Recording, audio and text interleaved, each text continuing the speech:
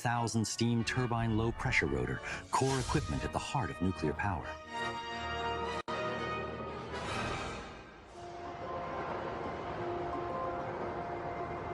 Yangshan Deepwater Port is one of the largest ports in the world. It handles 40 million 20-foot equivalent units, or TEUs, per year, a full 1/10 of the entire global volume. With berths that are 15 meters deep, it can accommodate the largest 100,000-ton vessels. These great ships come and go, driven by mighty engines that power them across the world's oceans. Connecting the engines, pistons, and the propellers they drive is one of the large single components in marine engineering. At 23 meters long, it's the length of a high-speed railway carriage. This is the 12S90, heavy marine crankshaft.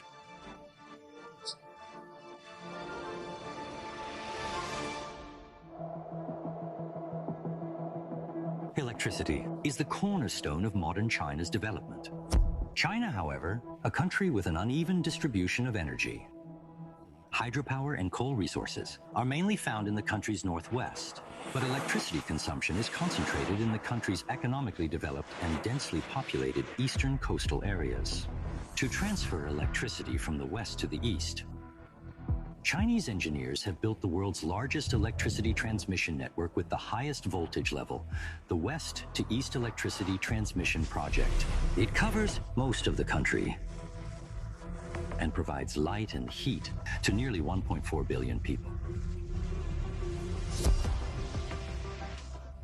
Ultra-high voltage power transmission and transformer equipment hidden in the network's core is vital to the efficient operation of this supergrid.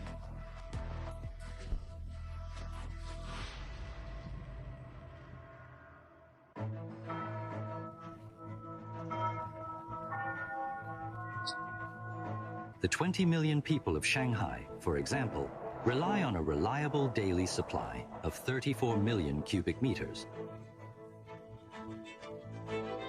That's a volume equivalent to 10 times the city's tallest building, the Shanghai Tower. Like China's coal, the natural gas Shanghai needs comes from thousands of kilometers to the west.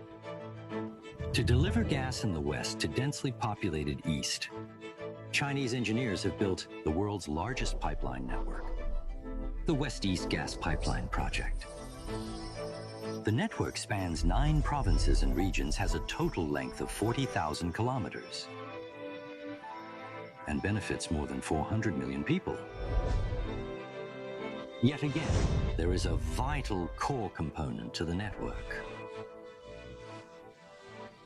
Hidden in its depth is a 20 megawatt electricity-driven compressor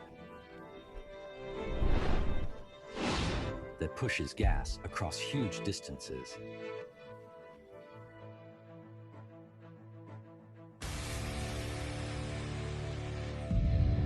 One by one, these core pieces of equipment at the heart of great Chinese engineering achievements will be revealed. From initial concepts and research and development, to engineering and completion world-class standards, Chinese mega equipment offers unlimited possibilities for the world of tomorrow.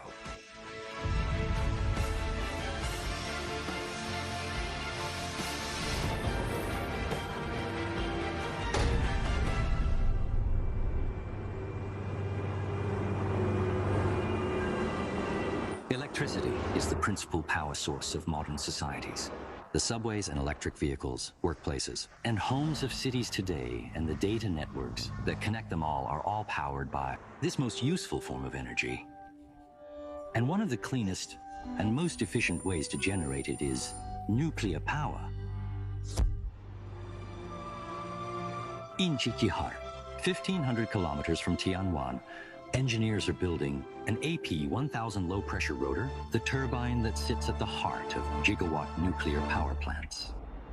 It takes 350 bridge cranes, 378 days to make this 12.5 meter long, 400-ton alloy forging. The marathon manufacturing process includes high-temperature smelting, forging by 15,000-ton free forging machines, and 13 complex processing procedures.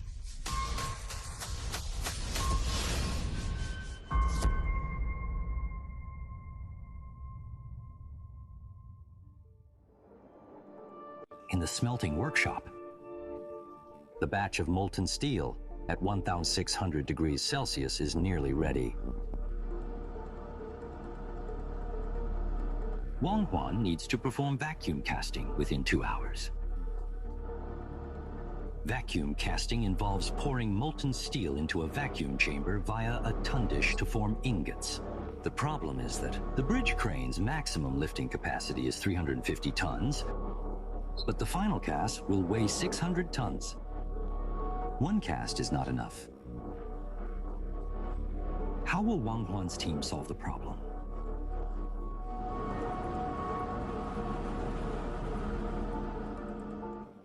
Wang Huan decides to perform the cast with 3 ladles and 3 bridge cranes working together.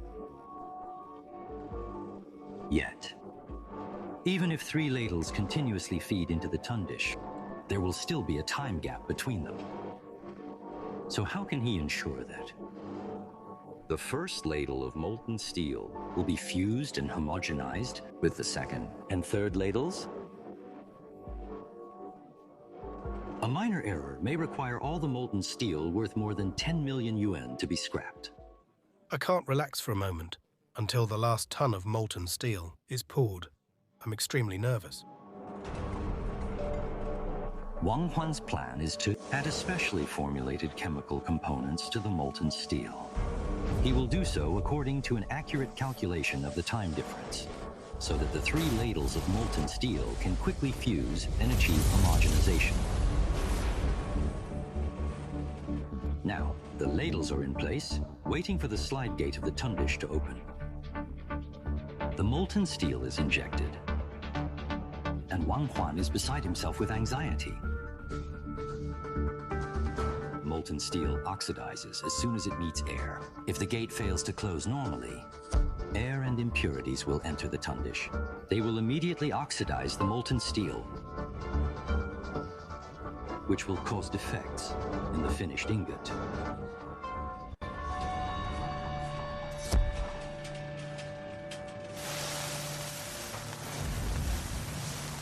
Thanks to the careful maintenance of the equipment, the slide gate opens as expected, and the molten steel is injected into the vacuum chamber smoothly. Vacuum casting like this can reduce impurities in steel ingots to less than 0.01%. The clock is ticking, and the 2-hour process is drawing to a finish. The casting is completed perfectly, and Wang Huan can finally relax.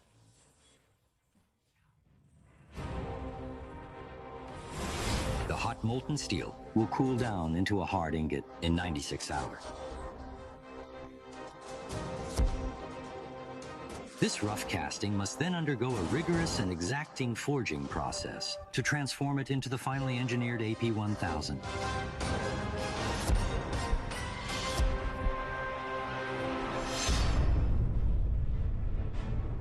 Liu Boming heads the hydraulic press forging team. His work is extremely demanding, but he never allows substandard products to leave the workshop. The ingot is 25 meters long and weighs 600 tons. Liu Boming's team needs to complete the forging process in 40 days. Subjected to great pressure, the ingot begins to change. Its internal structure becomes tighter and more regular. To maintain its temperature, which is gradually decreasing, it is reheated to 1250 degrees Celsius. During the whole process, it will be reheated this way 13 times.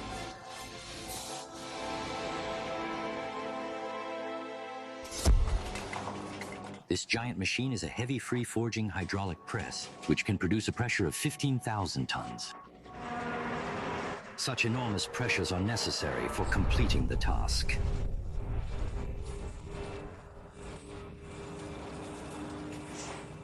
We use the press for a process called kneading to get the product into the required dimensions.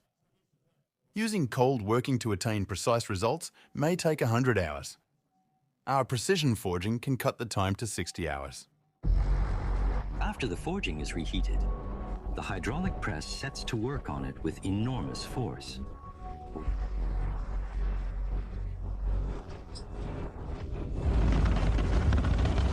To turn it over, a steel turning machine is used, using giant chains to revolve it on its horizontal axis.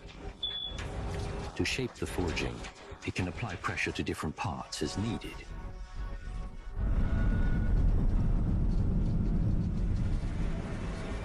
Days turn into weeks, as different exacting processes are repeated. At the end of the 40-day period, the forging is finally completed.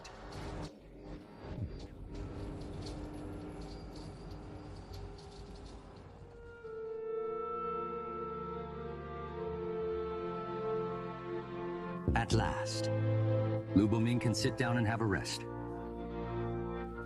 Today's success has been won by completing the many similar pieces stacked around him.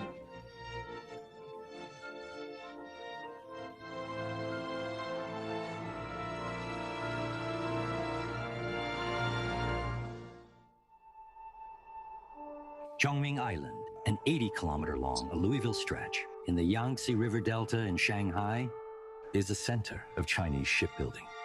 The Shanghai shipyard, known as the China Merchants Machinery Shipyard in the late Qing dynasty, is located here. Today, another 10,000-ton ship is being launched. At the vessel's core is the crankshaft that drives its giant propeller. It needs no maintenance after launch and will continue working until the vessel is retired. The crankshaft is the heart of the ship. The waves in the ocean are very strong and the ship often needs to sail against them. Once the crankshaft stops functioning, disaster will immediately follow. Far up the coast from Shanghai, in the city of Dalian, engineers are building such a crankshaft. At 23.6 meters long and weighing 452 tons, it's still work of great precision. An imbalance will prevent it from running smoothly and cause it to wear out prematurely. And a small defect could cause it to fail, with catastrophic consequences.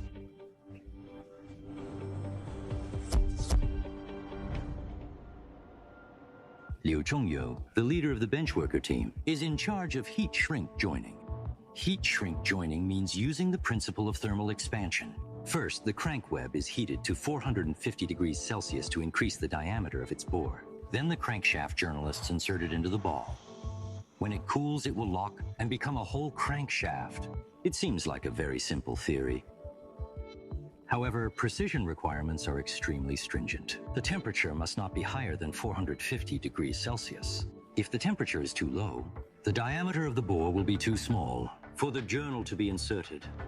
If the temperature is too high, it may cause changes in the physical properties of the metal, leading to an improper lock. Expansion must not exceed 0.3 millimeters. That's 1/5 of a coin's thickness. If improper temperature control causes the crank web to deform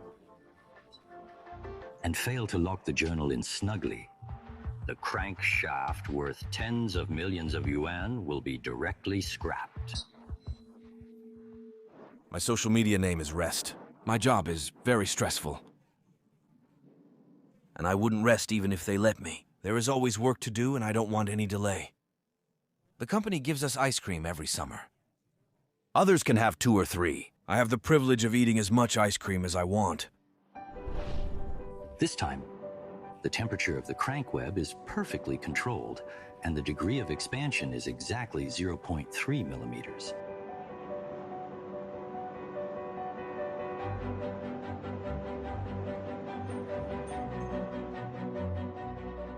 News efforts have paid off. A well-made crankshaft or power ship on innumerable voyages without malfunction.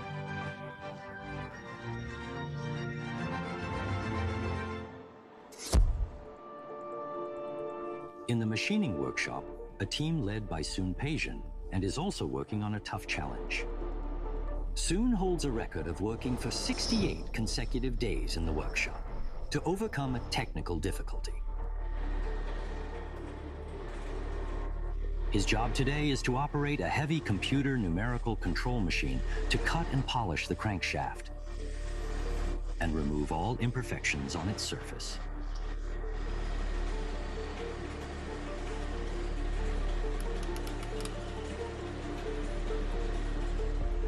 A general rule is that when a component is larger, a greater amount of inaccuracy can be tolerated. But for the crankshaft with the length of 23.6 meters, this rule does not apply here.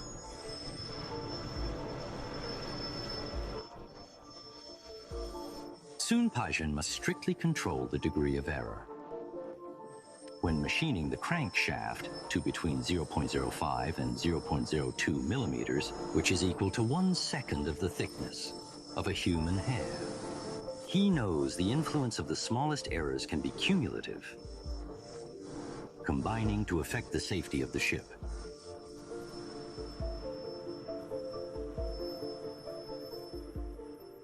We often say that everyone makes mistakes.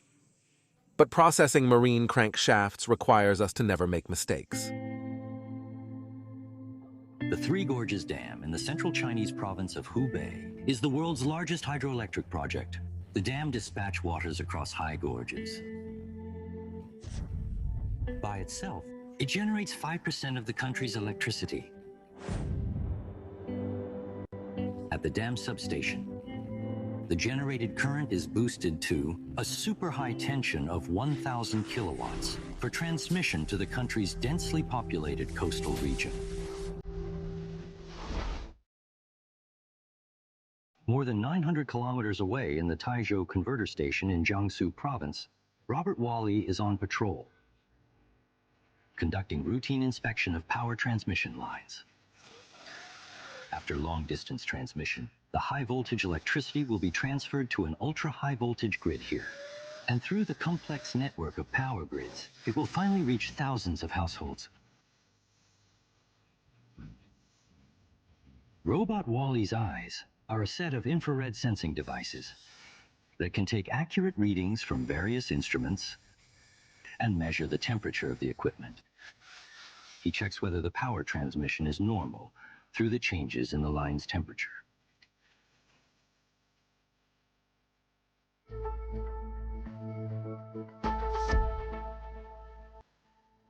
The sculptures of the Silk Road in Xi'an, Shaanxi Province, located 34 degrees north latitude and 108 degrees east longitude, were once the starting point of the ancient Silk Road. Today, just a few hundred meters away, a superfactory is building transformer equipment with the highest voltage class in the world. Each ultra-high voltage transformer made here contains tens of thousands of components to meet the task of long distance. High volume, low energy loss transmission, making one is a 120-day process, made up of 32 rigorous steps. Coils are at the heart of any transformer. Zheng Guorong leads the factory's coil winding team with the experience of more than 18 years. A single copper wire with a total length of tens of thousands of meters, itself made up of dozens of thin wires, must be manually bound into coils weighing 20 to 30 tons. Because of the rare precision and importance of the winding work, the coil workshop wears and works is known as the Panda Workshop. Molding, binding, flipping, making S-bands. Every step needs to be carried out with the utmost attention and care. Zheng Guorong's team must ensure that the dimensional tolerance of the coils is within 1 millimeter. If he exceeds this limit, it may cause a short circuit in the entire transmission network, as serious as that caused by a strong earthquake. The team also have to make sure the coils are of just the right tightness. If they're wound too loose, the product is not up to standard. And if the tension is too high, it may damage the insulating paper and cause a short circuit accident. Therefore, the whole team are very careful. The one we're working on has 240 layers of coils. Although we can only finish 7 to 8 layers each day, they'll add up to a tall product like this. If we keep doing it for weeks, that's our achievement. A bright argon arc flickers in the cold workshop as the huge fuel tank of a transformer is meticulously welded. Once the tank is put into use, it will be filled with transformer oil. A single faulty welding can cause a leak in the tank. This in turn can lead to the failure of a substation and even endanger an entire power grid, plunging a whole city into darkness. Wang Jianlu is about to do some electric welding. Although he has 20 years' experience of the technique, today his work is performed with the help of robots. I might be able to perform a task perfectly only once, but a robot can replicate that operation. Many factors affect us, but robots don't have emotion. My new goal is to master operation of the welding robots, to elevate the welding work to a higher level. Welding robots have become a hallmark of intelligent workshops. They can not only stabilize welding equipment and improve production efficiency, but also free people from harmful gases and repetitive labor. What Wang Jianlu needs to do now is master control of them.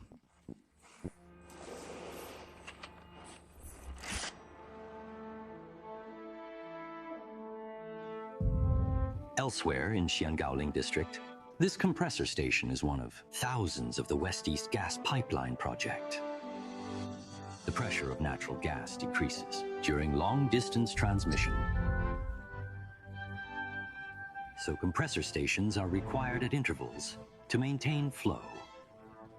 Within them, 20-megawatt electrically driven compressors are vital pieces of equipment, pumping gas through the network for a steady and unbroken flow to China's densely populated coast.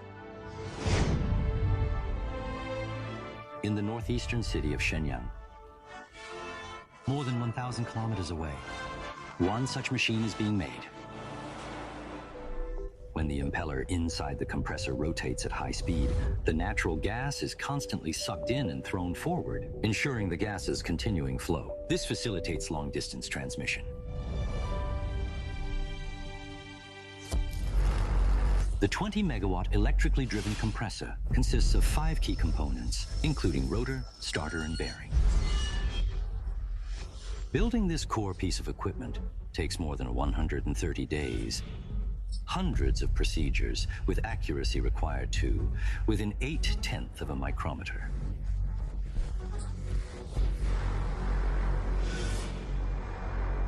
In the rotor workshop, Liu Do and his team are facing a severe challenge. Their goal is 0.8 micrometers. Natural gas is dangerously explosive. During the high-speed operation of the rotor, if its internal pressure is too high, or the temperature rises too high, an explosion can easily occur.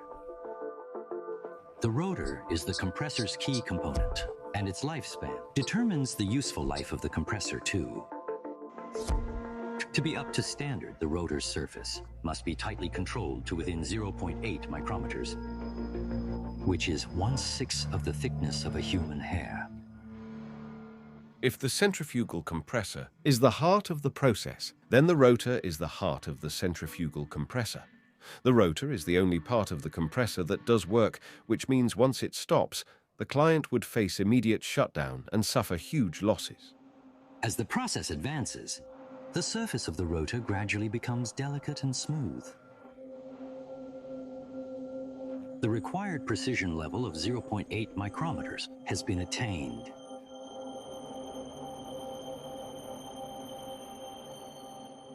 The compressor is made to the strictest standards in the history of Shenyang blower work skirt. Referring to international standards, we have further improved our precision requirements, which has further improved the quality.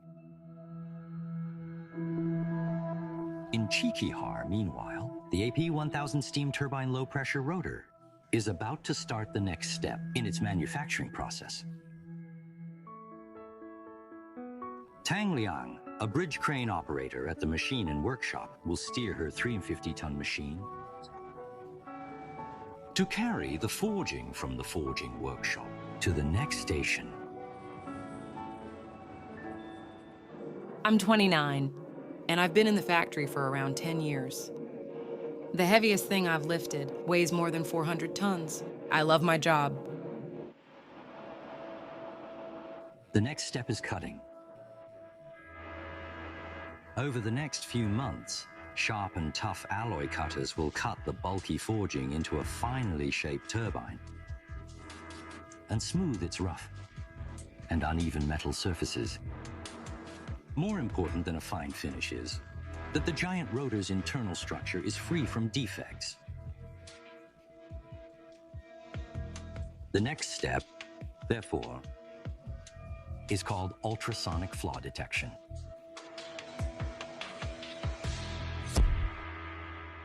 Cao Ziyuan is the forging processes director. He knows the AP1000 must be perfect. The slightest flaw will be a risk for the operation of the nuclear power plant housing the turbine, and may even lead to an irreversible disaster. This is the rotor. Its precision requirement is equivalent to not having even one crack that is as thin as a hair in a room-sized space. For nuclear products, the quality requirements are particularly demanding. We try our very best to secure quality every day. The ultrasonic flaw detection process begins. An ultrasonic probe is inserted into the interior of the metal.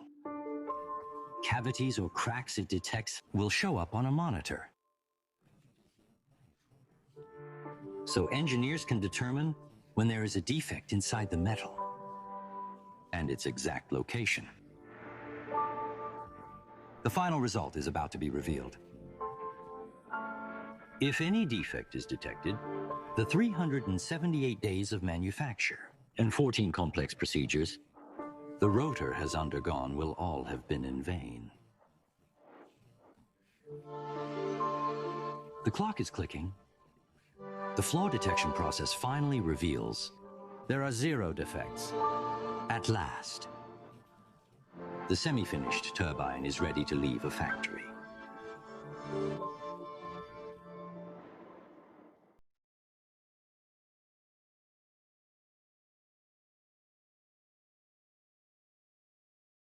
The next stop for the AP1000 is a factory in Harbin, 260 kilometers away from Qiqihar. Prior to its arrival, 2060 exquisitely shaped and intricately carved metal blades have been meticulously milled and polished.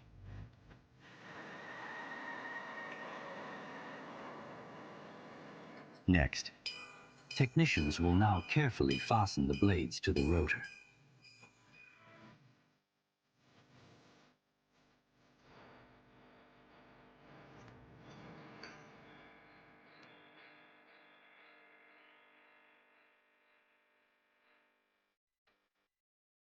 In all its splendor, the steam turbine is now finished.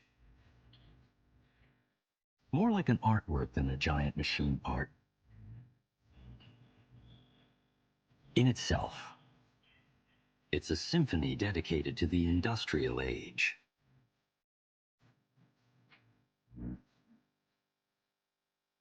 Its beauty, however, will soon be firmly hidden from view. Once sent to power plant and securely installed inside its housing stator, steam generated from nuclear fission will drive it to rotate at high speed and convert the steam's energy into electricity. Ultimately, this electricity will light up the night sky of China. The success of the AP1000 rotor has irreplaceable significance For nuclear power to go abroad and truly realize independent innovation. China has to date built 8 large nuclear power plants, ranking 4th in the world. China has become the world's fastest developing country in nuclear power. Long-term plans, however, should more than triple that capacity.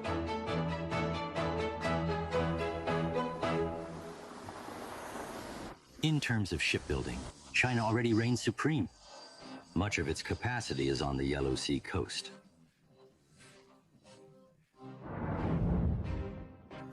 It is here in Jiangsu province that a very successful type of small-scale, high-power, and low-speed diesel crankshaft is manufactured around the clock. This kind of marine crankshaft holds the largest market share in the global marine crankshaft market. Small-sized marine crankshafts are more affordable and attract more demand than the heavy crankshafts installed in giant ships. This high-power model is the W6X35. Compared with heavy marine crankshafts at only 4.7 meters long and 15.4 tons in weight, it's like a rolling pin. Yet it can still justly claim to be the #1 crankshaft of the world. In September 2015, the world's first ex-marine diesel engines, the W6X35 was successfully launched in China, marking the end of a long-term monopoly held by developed countries on small-sized high-power crankshafts. China is now able to domestically produce a full range of marine crankshafts.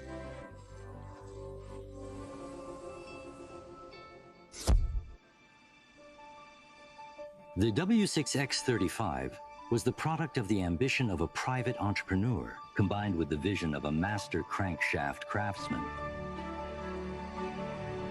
Lin Yao has been making marine diesel engines and crankshafts for nearly half a century. He was part of the effort to develop China's first Type 60 large marine crankshaft. I've spent my whole life in shipbuilding, solving the production of medium and large crankshafts, but small crankshafts always haunted me. In 2008, just as he was about to retire, a private entrepreneur found him. At the time, the prospects for China's shipbuilding industry were promising, but our country couldn't manufacture marine crankshafts independently. So I came to Mr. Lin, and we started immediately. I can't remember how much time we spent on it, but I know that we did it. Chinese people are fully capable of building the best, strongest, and largest equipment in the world. Today, a special friend is in the crankshelf workshop. Pugh Eisler is a marine diesel specialist who witnessed the W6X35 crankshaft being installed in the world's first X-Series marine diesel engine. Ambition and dreams, of course, are not enough to build a high-quality marine crankshaft. A product must pass joint inspection conducted by a third-party inspection agency for ships, and the company that made the diesel engine to attain a certificate of compliance. China is our #1 place because of big abilities, because of big resources. It is a big country. There is a lot of companies which need to compete between them. They are increasing their quality products, and what we can observe that actually China has future, and all this marine industry will be located in China. Now let's return to the launch of a great ship from the Shanghai shipyard. Before that happens, we can see that a marine crankshaft is shipped to a marine diesel engine plant. Once there, it is installed in the ship's engine. After this, the whole diesel engine is shipped to the shipyard. In turn, it is then installed in the great ship. As the great vessel's heart, the crankshaft in its engine then sets out across the world's oceans. After 10 years of development and 16 months of construction, we've successfully manufactured the first crankshaft. We've reached an advanced world standard. The independent development and manufacture of heavy machine crankshaft not only shows that Chinese shipbuilding has risen to a world-class standard, it also facilitates China's rise as a major seafaring power.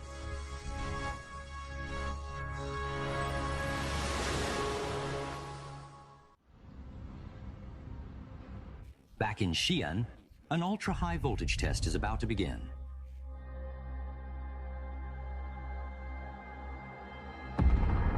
This, in fact, is the world's largest high-voltage test site.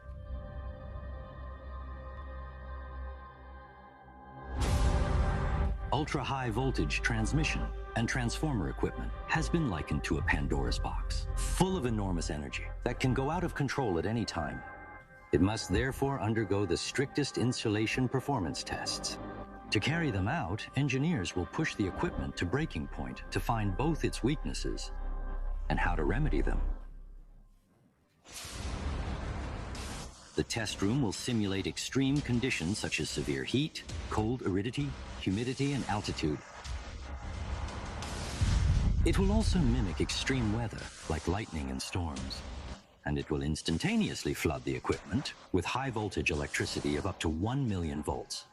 All of this will test whether the equipment can cope with everything that is thrown at it.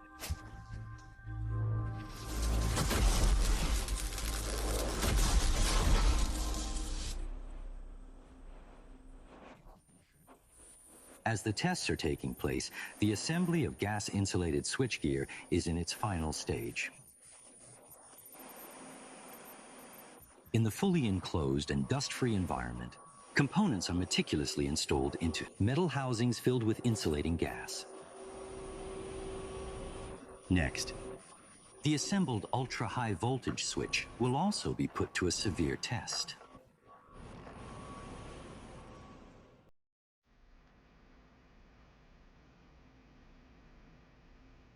This is not the set of a science fiction, fantasy movie, but an electromagnetic compatibility laboratory. In it, ultra-high voltage switches are subjected to the world's highest level of voltage shock. If it is interfered with by electromagnetic waves, a switch's control circuit may be accidentally triggered. Switches must therefore pass a test in such a laboratory, with walls and ceiling covered with geometrically shaped wave-absorbing materials.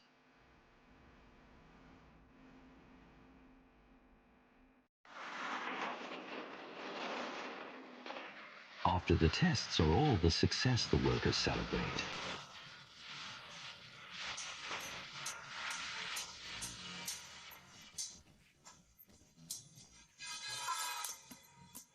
Now it's time for the equipment they've made to be installed in its destination substation. Once there, it will fulfill its role as essential core equipment in the West-East electricity transmission project. With the development of China's economy, the uneven distribution of resources and power consumption centers has spurred the development of ultra-high voltage power in China. This has also led world development of electricity equipment and power transmission. In the Taizhou converter station, the UHV transmission equipment is running smoothly. During long-distance transmission, high-voltage electricity will inevitably release electromagnetic radiation and noise pollution. Thanks to superior electric field optimization design, this Chinese-made equipment reduces such adverse influences to a minimum. It is therefore both human-friendly and environment-friendly. National standards require that electromagnetic radiation be no higher than 2,500 microvolts. Our product ends up with 16 microvolts, similar with that of the cell phone signal. The concept of human-friendly and environment-friendly is in line with national green power construction goals. It will enable China to lead the world not only today, but also in the future.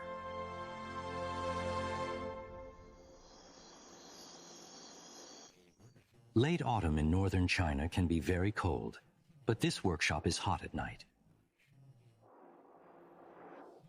The final assembly of a gas compressor is about to begin. From rotors and stators to cylindrical blocks and delicate bearings, the manufacturing process of each of more than 10,000 components has been carefully controlled. No matter how much theory is employed, the ultimate proof of any product will be how it performs. After strict quality control and its production, can the compressor cope with the complex climatic conditions? and extreme geography that natural gas faces during long-distance transmission. All will be revealed in the linkage test.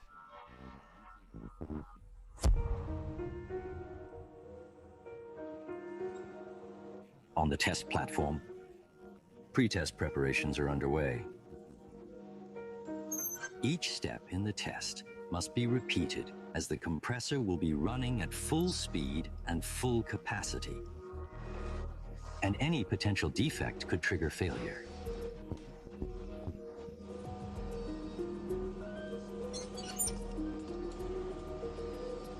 The last 72 hours of the test, most crucial stage. Over a period of time. That seems like an age. All the staff will stay in the laboratory to monitor the variation of parameters. They make grounds every half hour and change shifts every 24 hours. The test begins. The constantly changing data puts everyone on edge. The waiting is tense and long. The test result will decide whether the team's 5 years of effort have been in vain.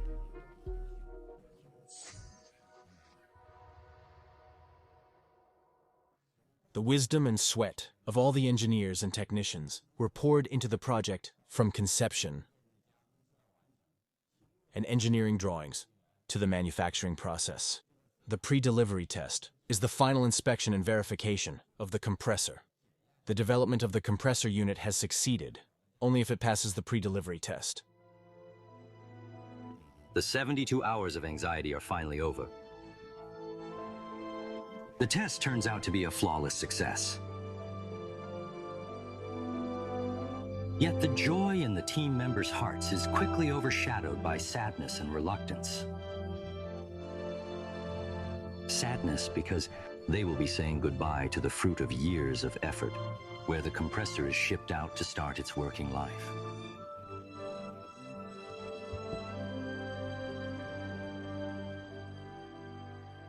In future years, our needs for natural gas will be doubled. We'll build the middle section of the third line of the West-East Gas Pipeline project, as well as a number of main lines, to form a huge gas pipeline network that covers our country and connects to foreign countries. In the Gowling station in Tianwan, the 20-megawatt electrically driven compressor unit is running smoothly. Early in the morning, a routine inspection is underway. Although there are hundreds of kilometers between the factory and the compressor station, the people who built it know exactly how it is performing. Their monitoring can be achieved thanks to a remote system called Chengdu Cloud. Sensors installed in key parts of the compressor transmit its operating data in real time to the remote monitoring system. Through it, engineers and technicians can see clearly how the equipment they've made is running throughout the country and take immediate action if there's an alert. In China, more than 2,000 such compressors have already been made. They are now delivering 16.5 billion cubic meters of natural gas yearly to cities in remote areas.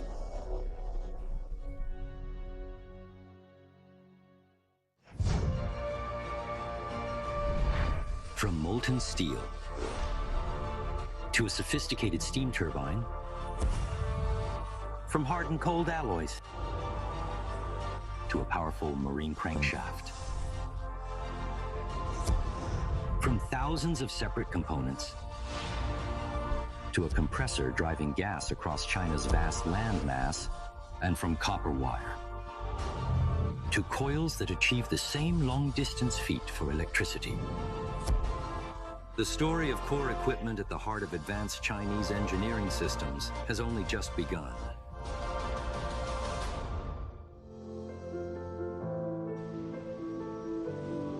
The manufacturing continues in factories around the clock.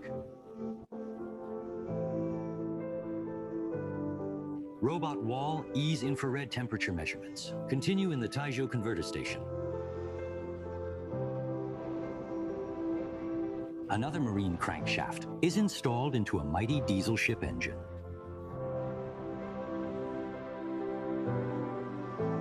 Clean electricity is transmitted to cities efficiently and safely from nuclear power plants. In the near future, super equipment will change not only China, but also the world.